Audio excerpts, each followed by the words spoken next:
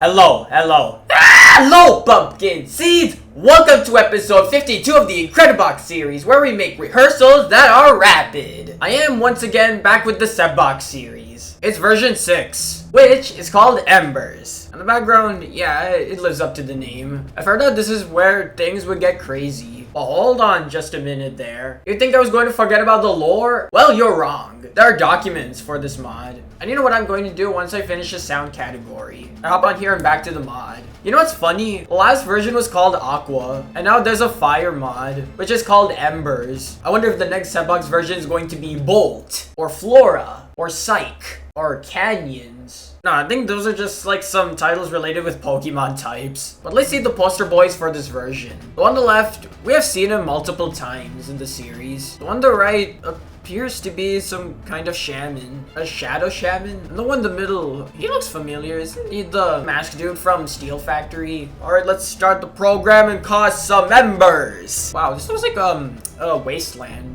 Wait, whoa, look at the, what's this, the loop counter. It's the shape of a revolver gyro. That's a really neat concept. What? What the?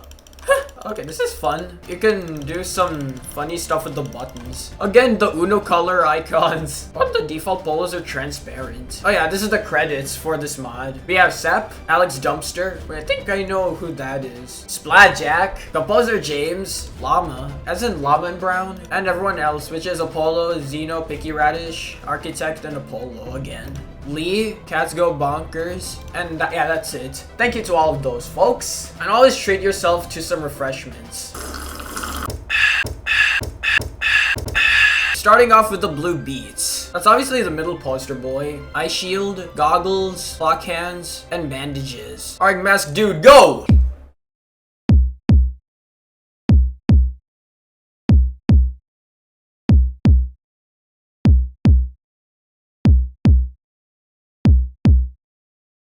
Starting off with a mediocre kick, but wow, as soon as I put him on the screen, he just started playing. Normally it'd take about a few seconds for Apollo to start playing, when all the loops are cleared. But this guy, he was really eager to play, and a really bouncy sounding kick. Now B2.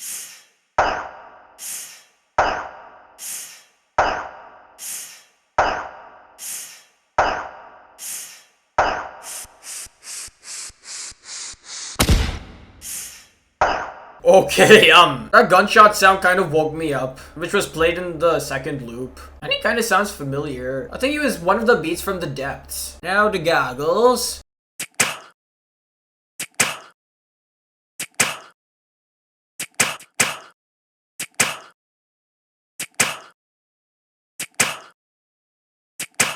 Wait, they all have mute systems too? Alright, that was in the credits. But another nice beat. And it involves some real beatboxing. The snare to that beat's kind of, scrumptious. All I'm saying is really good. Are we getting some ticking noises?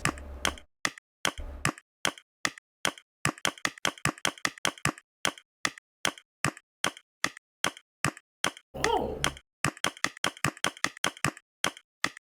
Obviously ticking noises. Still sounds good. And we also see him throughout the versions too. And he's kind of looking a bit aggressive. Now the bandages.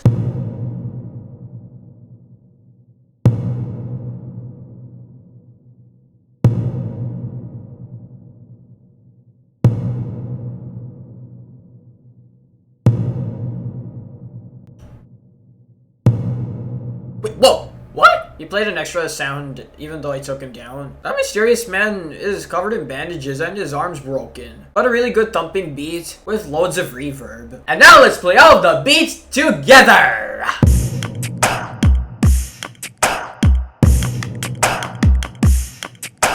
Oh!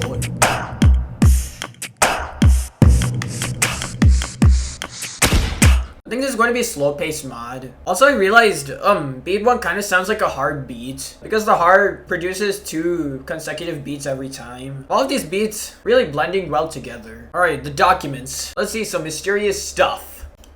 Whoa, I just saw some weird faces. Oh, I like how the light kind of follows my cursor. Okay, so this guy's name is Arler Maswenth. Age 36, gender male, status unknown. During the War of Embers, Dr. Maswenth... Oh, he's a doctor? Dr. Maswenth was employed as a scientist for something. After the steel factory incident occurred, he was moved to a different lab to experiment on something known as the Usher Project. Sorry, I can't read galactic alphabet. His tests resulted in the creation of his own organism known as the Watcher. Since then, Dr. Maswenth's status has been unknown. This document was written by Alex. First beat, and we've got an enigmatic figure. I really want to know more about this guy. Also, who's Alex? Con Ethan. Age unknown, estimated to be a young adult. Gender male, status deceased. Oh, he dead? Con Ethan was a military researcher during the War of Embers. After the gateway to the Abyss was opened, Con volunteered to explore it, thus being the first human to travel deep into the depths. Steel factory incident and now the depths? What? So those Sepbox version names are actually places in this universe? At some point during his exploration, he was killed, and some sort of organism had perfectly mimicked his appearance and voice. This mimic organism is currently being held captive in our containment center. Khan's body was never found, but he was confirmed dead as his vital signal had flatlined. Rest in peace. Again, this document was written by Alex. Oh, this is Alex. Alex Bond, age 20, gender male, status alive. Alex Brandt? Alex Brandt is a scientific prodigy who works with the vital force we have established. He is responsible for most intellectual breakthroughs and discoveries our team has made. He is also partners with Tam Tatman, but it should be noted that they got rather rowdy. After the War of Embers had ended, Alex went into a campsite where wounded soldiers were recovering so he could find clues regarding Tam's current infection. Alex usually stays at the base and talks over the radio during certain missions. He also stinks. Tom. Oh, Tam, okay. And this document was written by John. Damien Zane. Age, young adult, I don't know. Gender male, status alive. So basically, this dummy was in the military as a messenger during the War of Embers. Surprisingly, he survived the entire dang war without an injury. Talk about luck. Crazy, right? Anyway, he volunteered to help out at the steel factory to monitor subjects that were kept there. After the supposed steel factory incident occurred, Damien saw something so very scary that he went a little... At the moment, he's in containment due to how heckin' paranoid this fool is. And this document was written by Tam. I wonder what Damien saw that made him never the same again. Things are boiling. Jason Almond, age no clue lol, gender male, status alive I guess. This moron was a sniper with the Alcatraz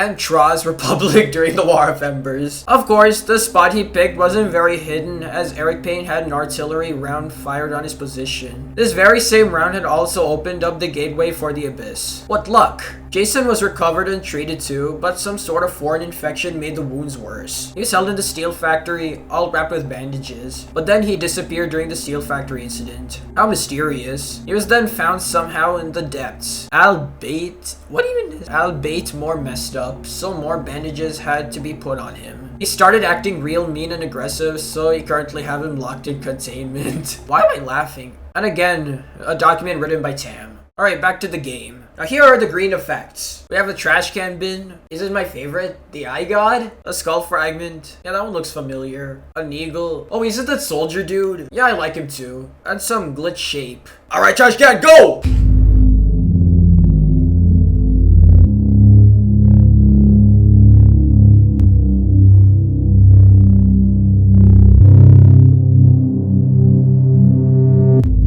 That was some really strong ass bass. It was like an even layer of some sweet frosting. And it inclines in the right times. What did I just say? What? Was that nuclear waste stuck on his face? Please don't do stupid stuff, guys. Alright, I got my beloved!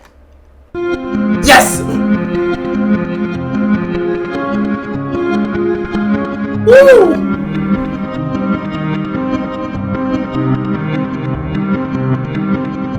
Wow, he looks fine. He just lost a little bit of weight. But again, iGod always makes a lovely sound. I think it's some kind of piano audio reversed. It could be a perfect sound when you're thinking of something in the last minute. Like this.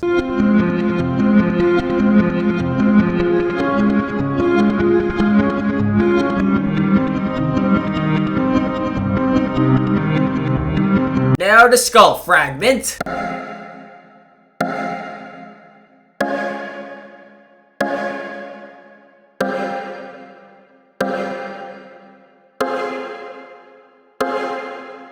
A really hard electronic sound. Was that guy supposed to be a medic? I think it's like a war battlefield going on. Looks like he found some skull and put it on his face. Now the soldier.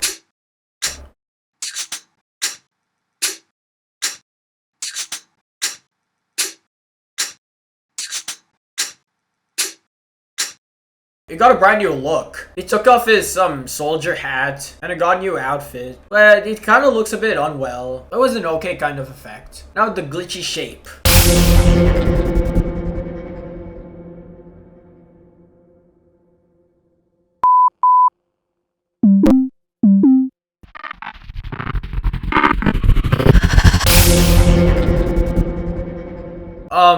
Wow, he was violently glitching. That one has to be my favorite effect so far. I like how when you put him on the screen, his icon changes to error code, whatever that is. And now let's play all of the effects together!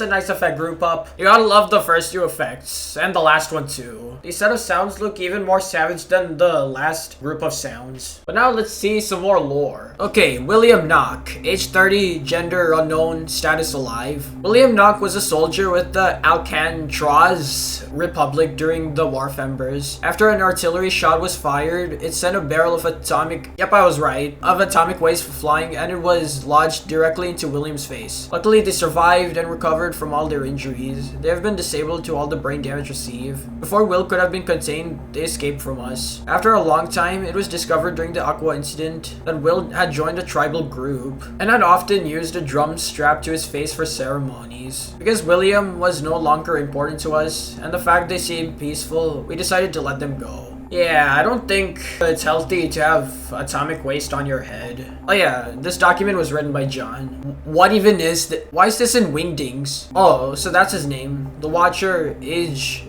Trident, gender Trident, status alive. How the hell am I gonna decipher that? Who put this here? By John. And I don't know who wrote this. Kiowa hoped and saved many lives. However, Kiowa ended up contracting one of the many foreign illnesses from the abyss. That rapidly caused all his freshened organs to rot away, leaving only a skeleton. He was taken to the steel factory. By the time the steel factory incident occurred, no flesh was left. However, it seems Kiowa is still alive and somehow seems to have all 5 senses. The explanation for this has yet to be discovered and research is still ongoing. Written by Alex. So my guy just became Brook from One Piece. He's a living skeleton. Damn, this absolutely boggles me.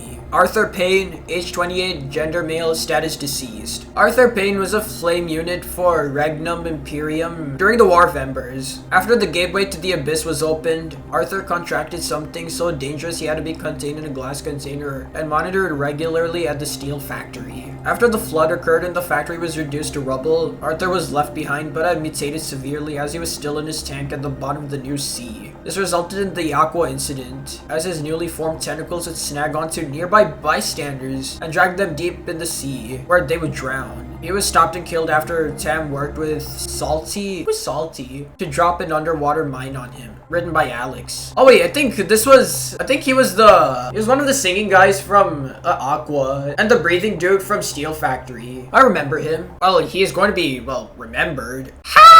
Age 6, he is a hologram. Gender not available. Status undergoing repairs. HA is short for holographic assistant. He is, as his name suggests, a hologram developed and created by Alex Bont, made with the intention of helping the Vital Force. However, after Touchip A6 gained sentience, their connections caused various issues with HA's code and functions. To prevent HA from causing a disaster, Alex had them contained at our containment center so he could repair him. HA's condition has significantly improved since then, and is predicted to fully recover in an estimated 2 weeks, according to Alex. Written by John.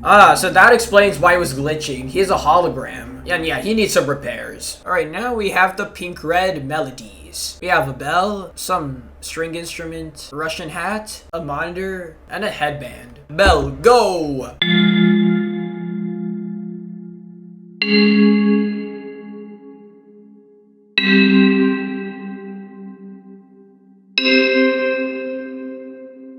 A serious sounding bell. I think it's good. But I think I've seen him in the depths, one of the melodies. And the eyes behind the bell, they changed a bit. Here, the strings.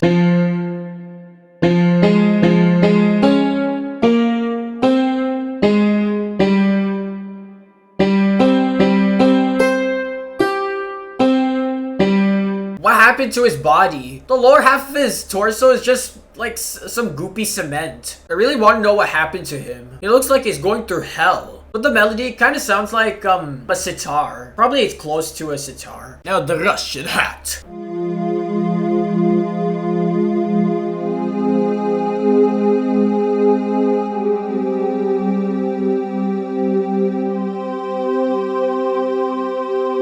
Another nice melody. This one stays on the mellow side. And he looks familiar too. And the monitor.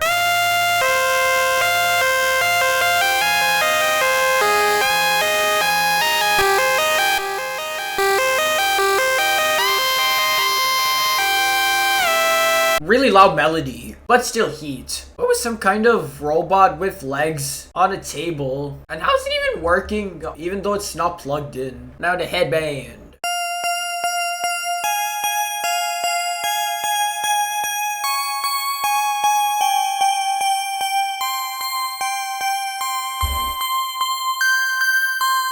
Is that what jewels sound like? But again, it's lovely sounding. He's got a jewel prosthetic guy. And that was another poster boy. And now let's play all of the melodies together.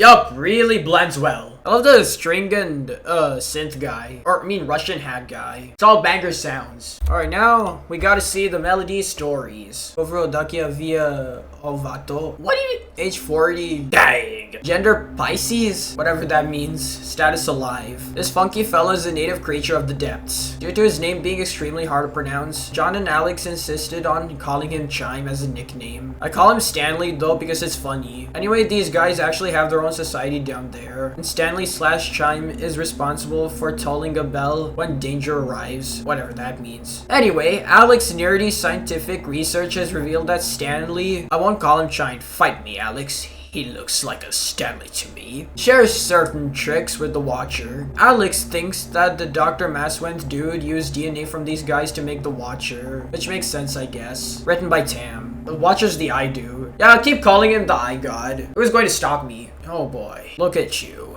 Carter Alith. Age 26. Gender male. Status unstable. Carter was Igor's co-pilot. He would man the mounted gun as Igor rode the jet. However, the plane had crashed, and to avoid being taken prisoner, Carter and Igor had fled into the depths. I just heard a thump. Sometime down there, Carter ended up catching a disease that caused mutated arms to slowly grow inside his body and tear through his back. Sometime later, Carter felt a horrible pain and yelled for Igor to leave him. Igor left, and soon after, more arms practically exploded out of Carter's skin and fused him to the walls, ceiling, and floor of the cave they were camping in. The expedition team had to scrape him off to bring him back into containment. He is still somehow alive, but feels everything. The provided picture was from mere moments before the arms burst out. I think we've seen him in Aftermath. Wait, so this story happened before the other versions. Oh, that makes sense. Oh, so the Hopi guy, not the rabbit, the skeleton one. We first saw him in Steel Factory. Also, Kyowa Hopi kind of sounds like a Hawaiian name. Igor Cranky Sitter. Age 36, gender male, status alive. This dude was apparently a fighter jet pilot for the Alcatraz Republic during the War of Embers. During the conflict, his plane crashed, and to avoid being taken prisoner by Regnum Imperium, he entered the depths. I don't know how, but somehow he survived down there, completely intact. This guy's crazy. Anyway, an expedition team found him and recovered him. He's currently at our containment center, with a mask that emits plasma. This is to test if his body is really okay or not. He is scheduled to be released a month later if the tests come back revealed that he's completely okay. Seriously, how does someone survive down there? Document written by Tam. Touchip A6. Age 2, gender none, status decommission. Originally, Touchip A6 was a normal computer that we had thrown into the depths to see what would happen to it. Touchip became sentient and had free will. Since Touchip was still connected to the internet, he hacked and ruined a bunch of electrical equipment on the same network, such as HA, yeah, the hologram. We were able to disconnect it, but then Touchip disappeared into the depths. Afterwards, Touchip was able to infiltrate the steel factory by pretending to be a normal computer. Then he caused the steel factory incident where he opened several floodgates in the arena, causing a mass flood and bringing the building to rubble where he was destroyed. The area was converted into a sea. Several lives were lost that day. This document was written by Alex. This guy right here caused the deaths of lots of people. You feel happy about that? Huh? Nipikiatic Okiwa, named Edgar. Age 20, gender, what's that zodiac symbol called? I think that was Pisces, and the one I said it was supposed to be Gemini, but I called it Pisces. Status alive. Edgar left from the Abyssal Gateway after the war. He hid himself using clocks, ropes, and other objects. Eventually, for some strange reason, he was lured to the Vital Force, probably John, and wouldn't leave. He was very friendly and behaved like a little kid. Alex hated him. When we went back to the gateway to investigate, we discovered a crown and jewelry that Edgar presumably abandoned. John said that Edgar was the prince of that underworld society that Chime/Stanley is also from, and that Edgar is the son of the master, who is the society's leader. How he knows this? No idea. Edgar also followed me into the Aqua incident by hiding in the engine room with gears. Edgar should be able to shapeshift like his dad, but likely isn't old enough. Written by Tam. Oh wait, Aqua Incident. I think I know what you're talking about. Alright, the yellow voices. Alright, the sand voices. One of the poster boys. Again, another pair of goggles. Geometry dash checkpoint. A drum. Another pair of goggles. Alright, voice 1, go! Entrenched all around us. Bodies fallen, faces burn and snare. Amongst it all, muddied boots and howling winds. Yes, right off the bat, lyrics. More lyrics in Sepbox. Also, a really nice singing voice. Don't know what he just talked about. It was some dark topics and whatever. Now the goggles. The sky is falling. Oh, let's rain on us. Did he say the sky is falling? Is that Chicken Little reference? But again, another nice auto-tune voice. More lyrics too. Now the Sims Crystal.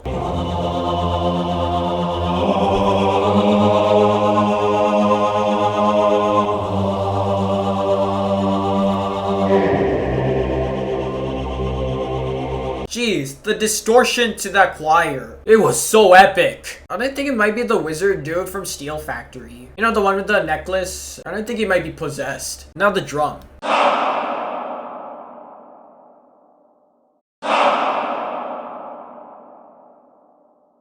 Okay, I think that was the soldier dude, not the fourth effect. There's like some kind of battle cry, like huzzah or I don't know, but it's still a good voice. Now the last pair of goggles.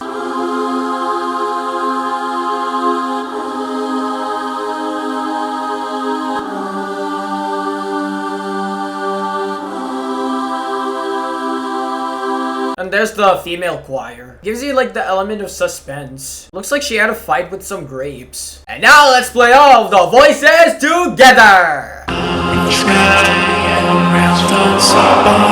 falling, faces burn, and snares amongst it all, muddied boots and howling winds. I think it's very splendid when all play together. I think all of the voices are good. All of them are my favorite. Time to see some more documents. Tomato thigh noodles. Age 22, gender male, status alive. Tam is one of the most important members in our vital force, responsible for scouting out areas and dealing with serious threats. He is known as the traveler to locals. After the war, Tam contracted a foreign illness from the depths, but Alex had developed a temporary cure to reduce the effects before the steel factory incident. However, during the Aqua incident, the cure had worn off, but the effects of the disease are now minimal, being reduced to physical deformities abnormalities in the facial area. Tam is also partners with Alex. Tam is a dumb name. Shut it, Alex. And this document was written by John. Dallas Wright, age 29, gender male, status alive. Dallas Wright was a military engineer who volunteered to assist within the steel factory along with his brother Elliot. After the steel factory incident occurred, Elliot was forced into containment after contracting an illness. Dallas presumably retired, but he had pretended to be a sailor with the fake name Salty and infiltrated the news feed during the Aqua incident, so he could try to deal with Arthur himself and assisted Tam in defeating him. Salty was only recently discovered to actually be Dallas, but there were considerations of having him join our vital force due to his help. Salty likes sea salt. And this document was written by Alex. John Nazoth, age 29, gender male, status alive. The founder and leader of the Vital Force, a group of specially picked agents to deal with anomalies. While the origin of John himself is rather mysterious, it claims that he has great power due to his ability to transport from the overworld to the depths and back at any time. This is likely true.